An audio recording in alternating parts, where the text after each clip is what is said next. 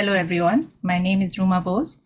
I am the Program Director of Adult Cardiothoracic Anesthesia at Beth Israel Medical Center in Boston.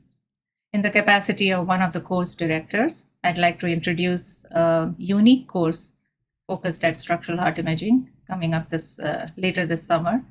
It's called Boston Structural Heart. The focus of the course is to go over the nuts and bolts of structural heart imaging. We start with a masterclass, which goes over the fundamental aspects of physics and neurology and how to apply them to daily practice.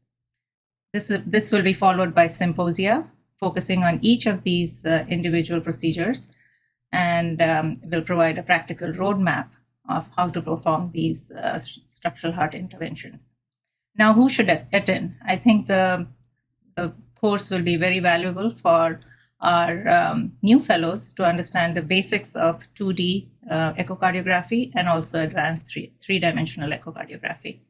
The course will also be valuable for other faculty and practitioners to learn how to apply advanced 3D principles, echocardiographic principles to their day-to-day practice, particularly image optimization and quantification using advanced 3D principles. Thank you all for listening and hope to see you all this summer.